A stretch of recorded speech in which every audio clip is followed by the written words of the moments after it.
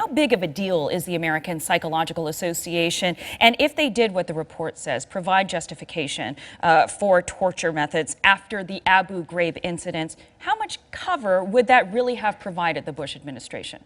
Well, the American Psychological Association is the biggest association of psychologists in the world. There are about 130,000 members and affiliates. It's a very important organization of mental health professionals.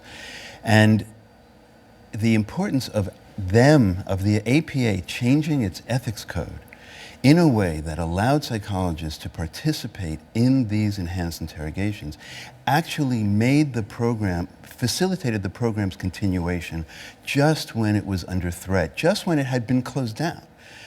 It's a huge effect that the psychologists had in allowing torture to continue. Now, the APA says there has never been coordination between itself and the Bush administration. What facts is the report based on? Well, the report is based on actual emails between an APA senior official, a CIA senior research psychologist, and a White House psychologist working together to coordinate the research effort, the ethical effort, that were all connected with the program of the CIA in doing interrogations. In fact, the CIA psychologist that was part of this group went to work for the two psychologists who actually masterminded the torture program. Top Bush administration officials like Dick Cheney have continued to say these interrogations were necessary to protect national security. If the APA did what the report says, can it be argued that they simply did what the times demanded to prevent another 9/11 attack? Well, the professional associations, doctors, psychologists, we're supposed to have the cool head and an independent ethical standard. When everybody is frightened, you should turn to psychologists to not react in a frightened way. But psychology is part of what plays into everyday law enforcement and legal interactions with criminal suspects. That can't be argued. Where is the line on what is ethically sound? The line is very clear. It has to do with do no harm.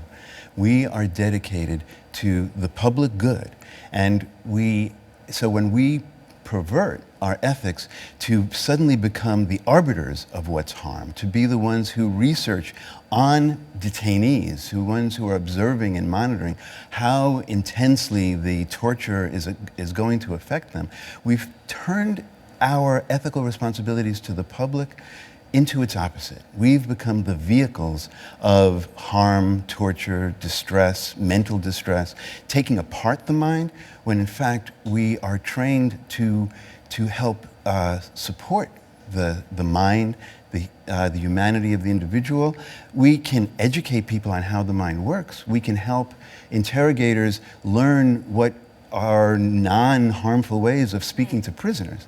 But to be responsible and be part of a program that actually puts people in boxes and makes them feel like they're drowning and then tries to prove... It goes beyond the line. Very quickly, are you still a member of the APA? I'm more than a member of the APA. I'm part of APA's governance, and I'm trying very hard to help change the APA and restore its reputation.